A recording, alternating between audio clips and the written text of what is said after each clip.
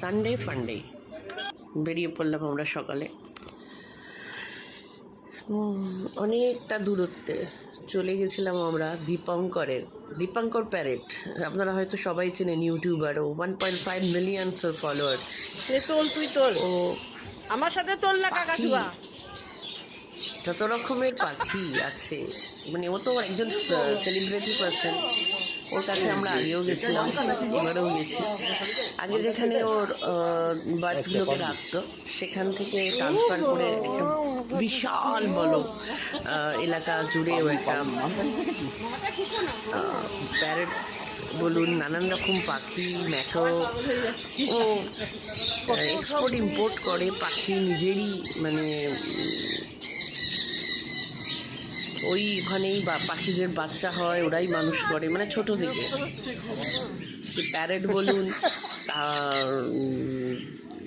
Cocktail, ম্যাকো, সবার মানে অনেক পাখির অনেক নাম, এত কিছু বলা যাবে না।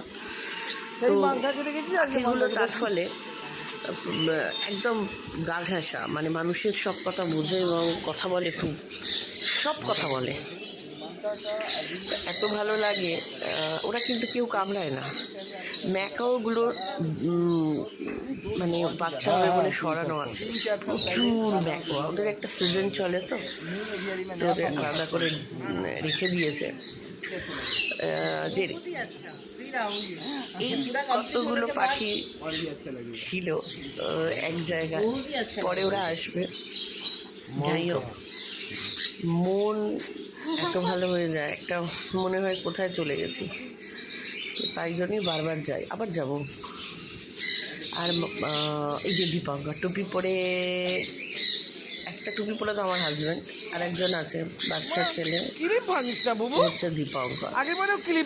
দীপঙ্কর এত ভালো, ওর ব্যবহার, আর এত ভালো ছেলেও।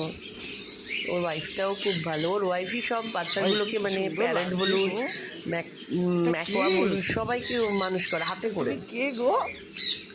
তো আর পাখিগুলো এরা সব কথা বলে। আর যেহেতু ওরা মানুষের সাথে থেকেই অভ্যস্ত, আর সবাই অনেক পর্যটকরা আসে দেখতে। আমরাও গেছিলাম, যেদিন এসেছিল অনেকেই, সকাল থেকে এসেছিল, চলে গেছে। আমরা গেছিলাম, তাও 2-3 জন টুরিস্ট মানে দেখতে এসেছিল।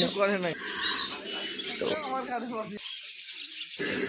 যারা আমরা বার্ডস লাভার, তাদের তো এই জায়গাটা বারবার ডাকবে। এত সুন্দর ব্যবহার, তেমন তাদের মানে আতিথেয়তা কিছু বলার অপেক্ষা রাখে না। আবার যাব উইন্টারে। তো এই যে টুপি পরে, এ হচ্ছে দীপঙ্কর।